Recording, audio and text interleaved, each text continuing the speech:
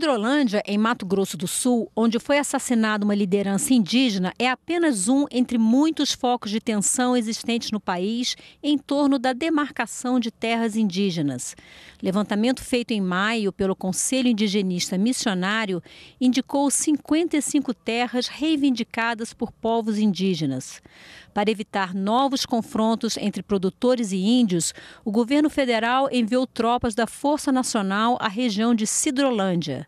Já em Brasília, o ministro da Secretaria-Geral da Presidência, Gilberto Carvalho, realizou uma reunião entre representantes do governo e indígenas. Na pauta, a ocupação do principal canteiro de obras da usina hidrelétrica de Belo Monte, no estado do Pará. Os índios são contrários à construção da hidrelétrica. No Paraná, índios ocuparam a sede do Diretório Estadual do PT em Curitiba.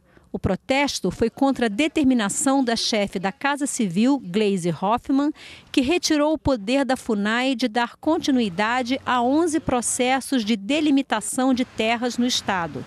Na Câmara, deputados e índios retomaram o debate sobre a demarcação de terras indígenas. Integrantes de duas comissões permanentes da Casa saíram na frente, levando até o Ministério da Justiça a preocupação com o que consideram exagero na demarcação dessas áreas. Representantes dos índios que estiveram na Câmara apresentaram reclamação inversa. Segundo eles, as demarcações não saem do papel. E para complicar ainda mais esse quadro, a Polícia Federal investiga suspeita de fraudes na emissão de registros administrativos de nascimento de índios, RANIS. Esse documento facilita o acesso a políticas públicas específicas voltadas para os povos indígenas. Ok, eu quero então ouvir agora o Ronald Pinto, índio Cangangue. Ronald, o que você tem a dizer sobre todos os pontos que foram colocados aqui? A questão de interesses de ONGs, de um superpoder, né, dos antropólogos, de índios que que já estão em suas terras, mas que não estão tendo assistência adequada para produzir, para ter qualidade de vida? É uma pergunta assim um tanto desigual, né? Porque eu vou responder sobre tudo. Mas, como bem falou meu conterrâneo ali, que também é cidadão italiano, né? E teve um índio, Caingangue, porque Tenente Portela é uma terra Caingangue, né? Agrônomo que estava orientando ele sobre uma questão indígena. A primeira vítima desse processo são os povos indígenas, porque quando você diz assim, que você tinha até 1993 para fazer as demarcações e elas não foram feitas, quem foi o prejudicado? Foram os povos indígenas. O preço da omissão é pago por toda a sociedade. Quando o Estado se omite, o preço é pago pela sociedade. E eu não estou falando de governo. Por que eu não estou falando de governo? Porque a gente tem que ter bem distinto o que é governo, que é um e outro que se elegem, que se revezam na administração do Estado, e o Estado, que vem desde o início do processo de colonização até hoje, e nesse Estado ele tem uma diferença muito grande entre o ideal do seu discurso e o real da sua prática. Basta ver que hoje nós temos o relatório Figueiredo. Qualquer uma pessoa que esteja acompanhando as notícias sabe que tem um relatório hoje que mostra que índios foram torturados, que índios foram mortos, que territórios foram cedidos para a colonização com assassinato de etnias inteiras. Quem fez isso? O Estado brasileiro. E é esse Estado brasileiro que tem uma dívida, a dívida de não ter demarcado até 1993 e ter deixado esse conflito para surgir agora. E surge como? Em territórios ocupados, em territórios que têm títulos legais, entendeu? Então, esse Estado é que tem que assumir o compromisso, o ônus da sua inação, o ônus da sua omissão, preparar um processo indenizatório, porque não se pode mais matar índio para resolver um problema de omissão do Estado. Não pode mais ficar morrendo as pessoas nas aldeias para ver esse processo de omissão do Estado. E mais, nós temos absoluta convicção de que as terras indígenas elas devem evoluir conforme a capacidade que cada povo indígena construir o seu processo de evolução. Nós não podemos induzir, nós não podemos mandar os índios serem assim assados. Eles são como eles são. E o direito que eles têm do território deles é que garante isso. Então, em função disso, cabe ao Estado também propiciar todas as condições de desenvolvimento, porque nós não queremos ninguém passando fome, tendo condições de viver, de caçar, de pescar, de fazer agricultura quando isso é da sua cultura. Ronald, então, esse é um grande problema. O Estado está dando esse apoio para os índios? Porque eu lendo o material, me preparando para esse programa, uma das coisas que eu li é que o que efetivamente funciona na FUNAI é a área que cuida de demarcação. Que as outras diretorias, se é que eles chamam assim, que deveriam cuidar de dar o suporte para os povos indígenas, para que eles possam, como você disse, se desenvolver como eles devem se desenvolver, como eles querem se desenvolver, de acordo com a realidade de cada um. Isso está acontecendo? A FUNAI dá esse suporte? Marcela, infelizmente, nós tivemos uma mudança estrutural na FUNAI e essa mudança fez com que essas políticas de saúde, de educação, de desenvolvimento, de sustentabilidade, elas estejam espalhadas por vários órgãos governamentais. Vários órgãos que cada um deles tem a sua visão, a sua ótica, as pessoas responsáveis por isso dificilmente dialogam com os povos indígenas. E o método para isso está dado. Nós temos a Convenção 69 da OIT, que presume que vai haver um processo de consulta. Tem que consultar.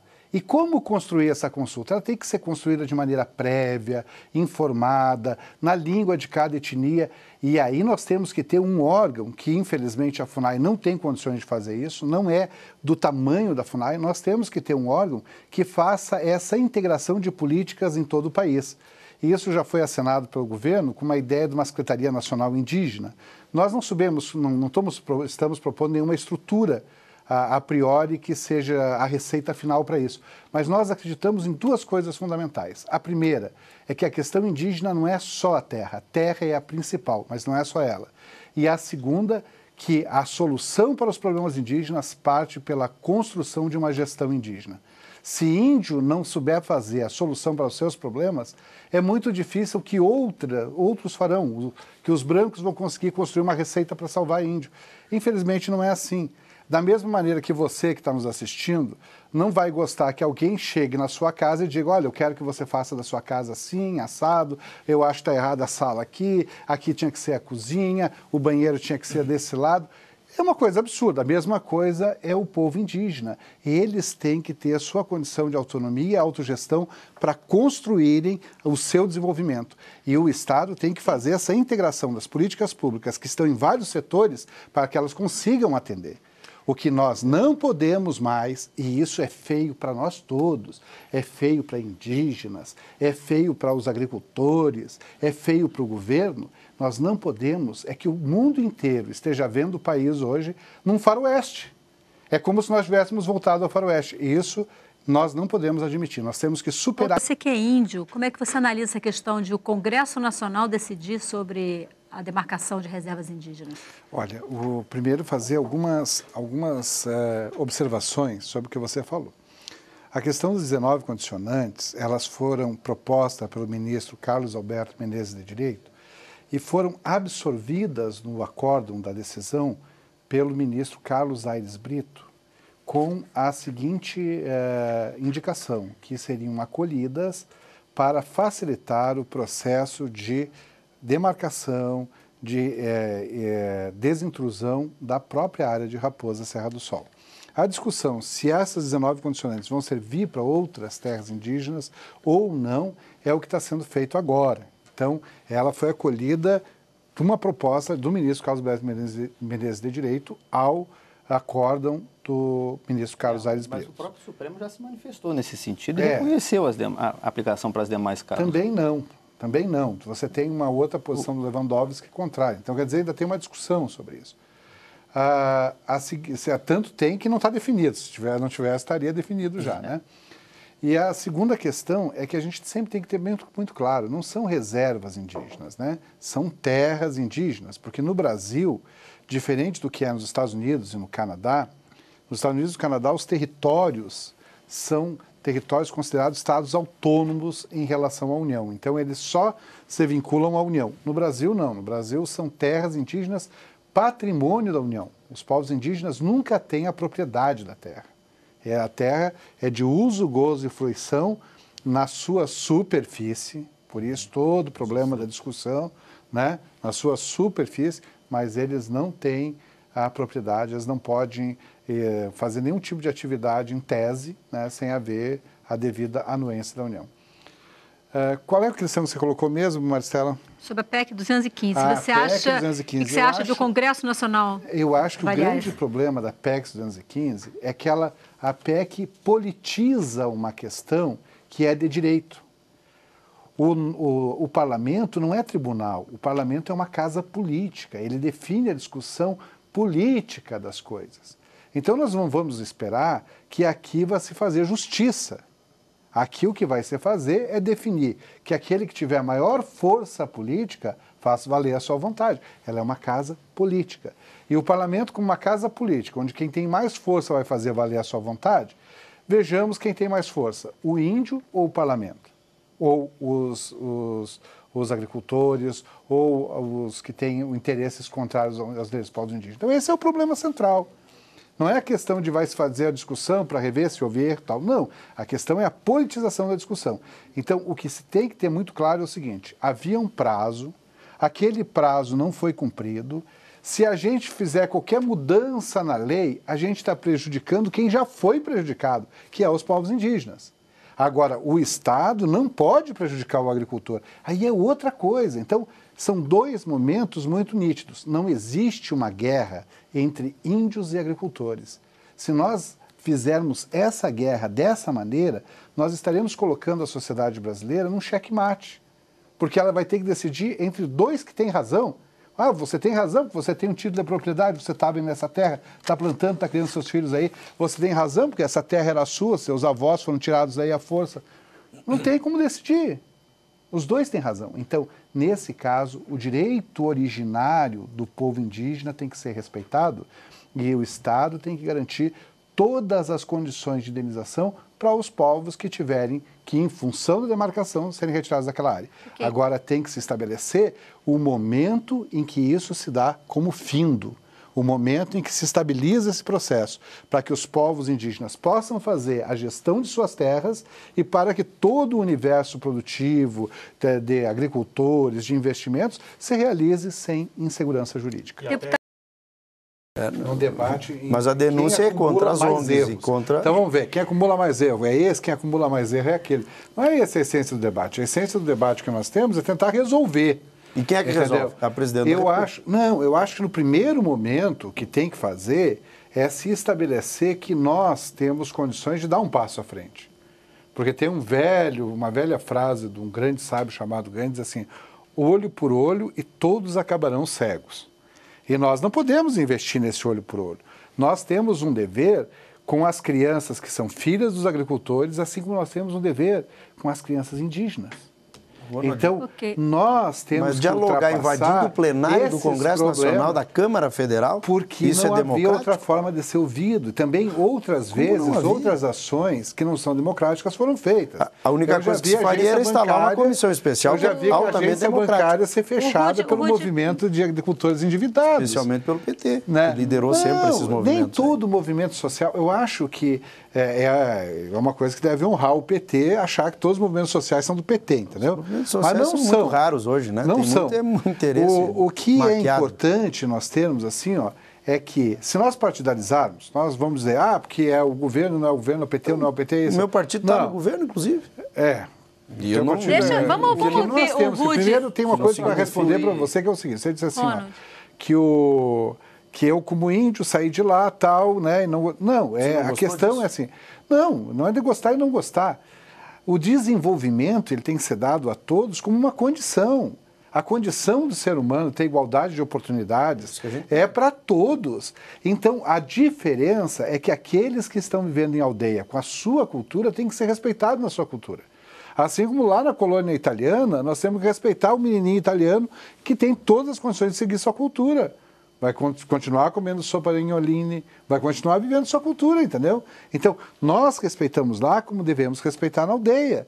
Então, não é um problema. O contrário, assim, o índio de hoje, que a gente vai ver, por exemplo, tem o índio que me convidou para estar aqui no lugar dele, que é o Marcos Teriano, nesse momento, ele está fazendo intervenção num fórum internacional. Ele estava numa reunião em Genebra, entendeu? Então, quer dizer, é evidente que tem visões muito grandes da questão indígena. E a questão indígena, como o padre Tom lembrou aqui, ela não se resume ao Brasil. Se nós fôssemos ver os Estados Unidos têm muito mais etnias e muito mais terra indígena aqui no Brasil. Então, está com o nosso tempo praticamente esgotado, mas eu gostaria de ouvir você em relação a duas coisas que foi falado aqui, inclusive na abertura do programa.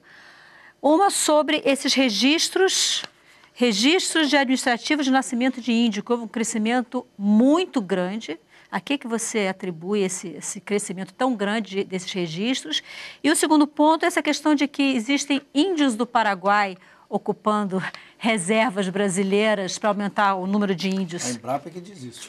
Para a gente encerrar. Bom, primeiro a gente tem que ter uma grande tranquilidade em entender que quando o Brasil foi descoberto, o Brasil faz parte da América. E a América toda, todo esse continente, né, de norte a sul da América, chegando até os territórios gélidos, onde estão os esquimós, você vai ter presença de povos originários. Então, quando você discute povos originários, não tem como você dizer assim para o Guarani, né, que fala Guarani com seu irmão, com seu primo e tal, assim, você é um índio do Paraguai, você é um índio do Brasil, você é um índio da Venezuela, como é o caso dos Axaninca, você é um índio do Brasil, entendeu? Assim como o nosso deputado, por exemplo, tem a nacionalidade italiana. Se ele chegar na Itália, ele é italiano, se ele chegar no Brasil, ele é brasileiro.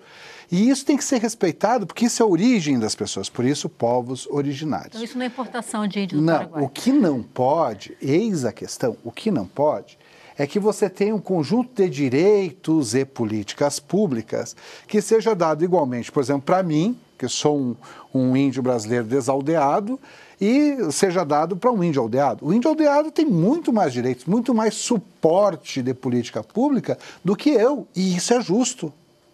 Isso é necessário. Mas o índio paraguaio isso é justo. que veio em 2007 para cá tem direito? O índio paraguaio, ele vai depender do processo que é... Aí rasga a Constituição. Não é rasgar a Constituição, deputado. Você tem a condição seguinte, ele tem todo o direito como povo indígena.